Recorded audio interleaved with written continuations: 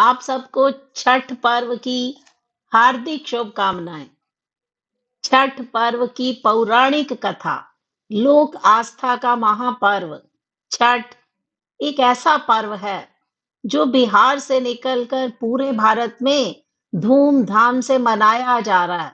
हर वर्ष कार्तिक महीने की षष्ठी तिथि को संध्या के समय व्रती भगवान सूर्य को अर्घ्य देकर उसकी उपासना करते हैं, जबकि अगले दिन सुबह में उगते हुए सूर्य देव को अर्घ्य देने के साथ यह व्रत पूरा होता है।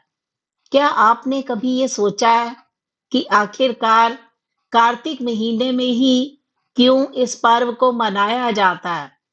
साथ ही इस पर्व में भगवान सूर्य की उपासना क्यों की जाती है? छठी मैया कौन है? इस पर्व को सबसे पहले किसने, कब, क्यों और कहाँ मनाया था? तो आज इसी रहस्य को जानने की कोशिश करते हैं कि कौन है छठी माता। पौराणिक मान्यता के अनुसार छठ माता को ब्रह्मा की मानस पुत्री कहा जाता है और कहा भी गया है कि छठ माता की पूजा करने से संतान प्राप्ति और संतान की लंबी उम्र की मनोकामना पूरी होती है। एक अन्य मान्यता भी है कि छठ माता को सूर्य देवी की बहन भी कहा जाता है। हमारे धर्म में छठ पूजा का विशेष महत्व रहा है। कार्तिक मास में शुक्ल पक्ष की चतुर्थ तिथि पर नहाए खाए से छठ पर्व का प्रारंभ होता है। फिर षष्ठी तिथि को मुख्य छठ व्रत करने के बाद अगले दिन सप्तमी को उगते सूरज को जल देने के बाद इस व्रत का समापन किया जाता है। इस व्रत में संतान की लंबी आयु, उज्जवल भविष्य और सुख समृद्धि की कामना की जाती है। कहते हैं कि छठ का व्रत बहुत कठिन होता है। इसमें व्रती को 24 घंटे से अधिक समय तक निर्जला व्रत रखना होता है।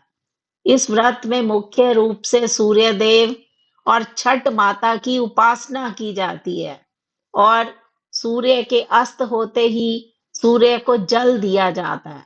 तो इसके पीछे एक पौराणिक कथा प्रचलित है। कहते हैं कि एक कथा के अनुसार राजा प्रियव्रत को कोई संतान नहीं थी। तब महर्षि कश्यप ने पुत्रेष्टि यज्ञ करवाकर उनकी पत्नी मालिनी को यज्ञ आहुति के लिए बनाई गई खीर दी।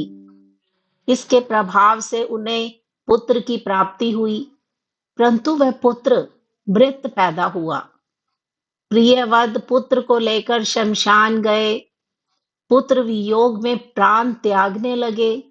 उसी वक्त ब्रह्मा जी की मानस कन्या देवसेना प्रकट हुई और देवसेना ने कहा कि सृष्टि की मूल प्रवृत्ति के छठे अंश से उत्पन्न होने के कारण मैं षष्ठी कहलाती हूँ।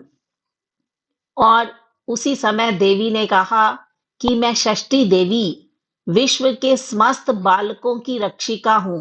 इतना कहकर देवी ने शिशु के मृत शरीर को स्पर्श किया, जिससे वह जीवित हो उठा। और षष्ठी माँ ने यह भी कहा कि हे राजन, आप मेरी पूजा करें, लोगों को भी पूजा के लिए प्रेरित करें। और इसके बाद से राजा ने अपने राज्य में यह त्योहार मनाने की घोषणा कर दी। वास्तव में छठ पूजा ये षष्ठी का ही एक अपभ्रंश रूप है और कार्तिक मास की अमावस्या को दीपावली मनाने के बाद ये मनाए जाने वाला 4 दिवसीय व्रत है, जो कि कार्तिक शुक्ल षष्ठी को पड़ता है। और कार्तिक शुक्ल षष्ठी को यह व्रत मनाए जाने के कारण इसे छठ व्रत भी कहते हैं। तो आप सबको षष्ठी पूजा की, छठ पूजा की हार्दिक बधाई। छठ का आज है पावन त्योहार। सूरज की लाली माँ का है उपवास। जल्दी से आओ अब करो ना विचार, छठ पूजा का खाने तुम प्रसाद। आप सबको पुनः छठ पूजा की हार्दिक शुभकामनाएं।